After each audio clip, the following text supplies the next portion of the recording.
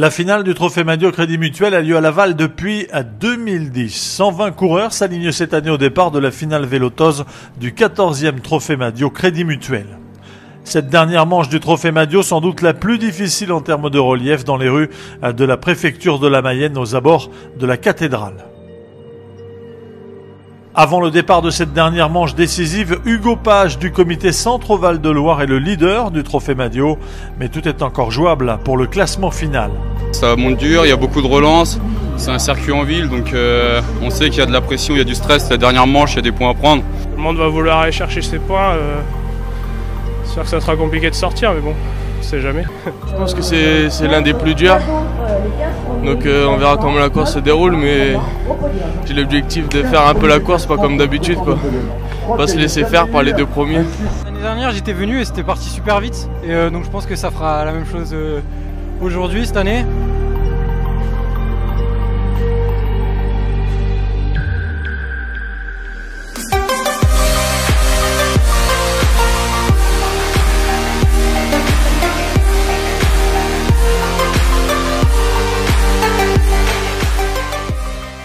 Dès les premières minutes de course, Hugo Page a des fourmis dans les jambes et ne laisse le soin à personne d'attaquer. C'est lui qui prend les choses en main.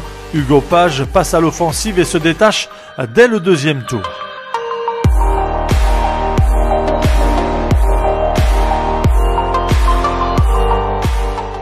Après 4 tours, 6 coureurs sont aux avant-postes, dont 3 de la sélection du Centre-Val de Loire. Hugo Page, le leader du général, Nico Diaz, victorieux à Châteaubriand, et Colin Jacquemin, vainqueur à Renazé. Figure également dans ce groupe Florian Demar, 11e au général, Antoine Huby des Côtes d'Armor et le coureur normand Kevin Vauquelin.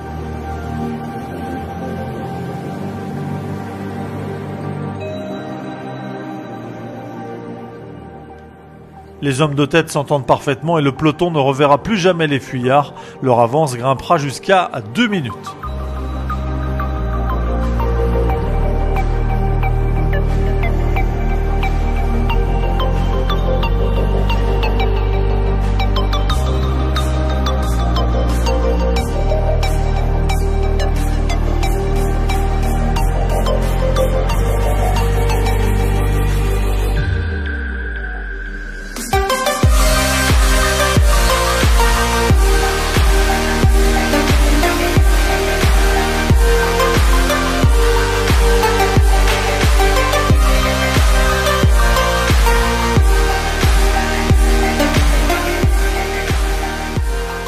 La victoire finale va donc se jouer au sprint entre ces 6 coureurs.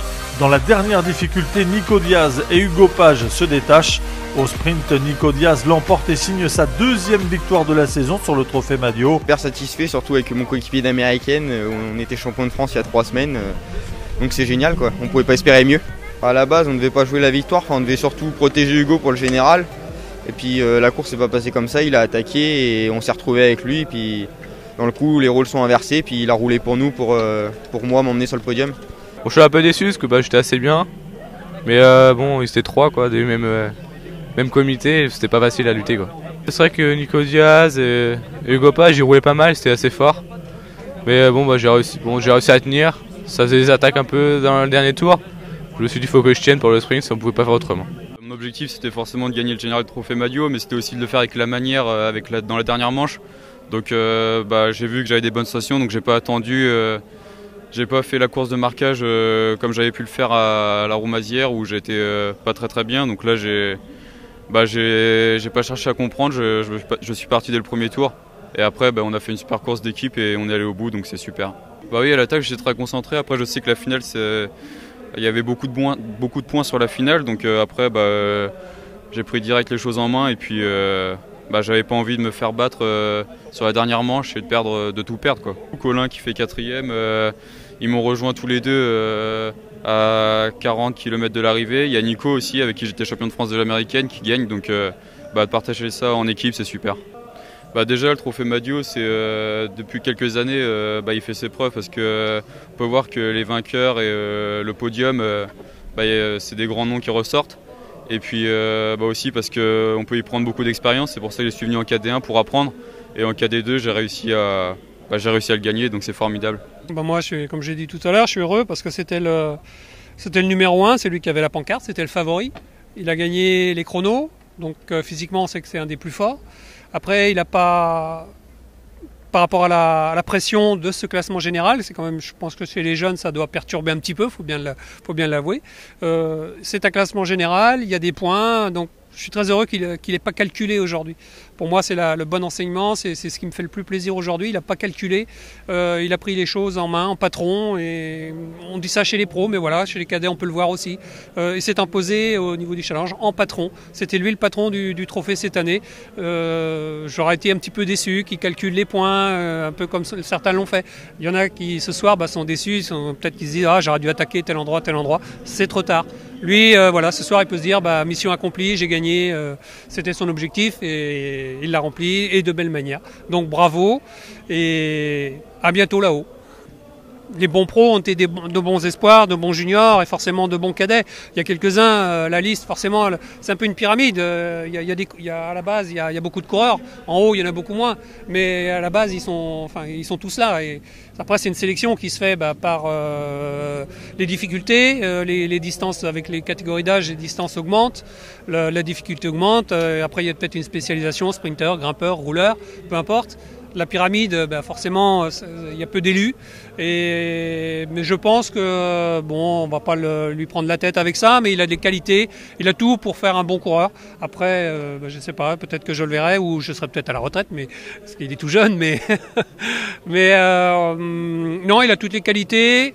Et moi, j'ai bien aimé son tempérament. Il pouvait se satisfaire de contrôler quelques coureurs. Mais non, il s'est pas posé la question, il a attaqué et il gagne de belle manière. Tous les ans, on augmente. Je ne sais pas si on pourra toujours augmenter comme ça, parce que peut-être qu'il faudra mettre des limites de partant, mais je ne sais pas. Après, c'est plus les coureurs qui en parlent. Nous, on est mal placés, on est organisateurs. Pour nous, c'est une réussite, bien évidemment. C'est parti d'une conversation de comptoir, parce qu'il y avait très peu de courses cadets dans notre région. Dans notre belle région, il n'y a pas beaucoup de courses cadets, peu de partants. Et voilà, c'est parti comme ça. Qu'est-ce qu'on pourrait faire pour aider les organisateurs, proposer des choses intéressantes aux jeunes coureurs. Voilà, le trophée est parti comme ça. Maintenant, ça dépassait un peu ce qu'on avait prévu. Maintenant, c'est vraiment, je pense, un objectif, c'est un point de rencontre pour tous ces jeunes. Ils peuvent s'affronter, ils viennent de toutes les régions. Je ne sais pas combien tu as gagné de courses, mais gagner 25 courses dans sa région, peut-être, c'est pas toujours révélateur. Là, ils se mesurent au meilleur cadet de France. Donc, je pense que ça fait une émulation, ça fait monter le niveau. Et puis lui, voilà, il a le niveau.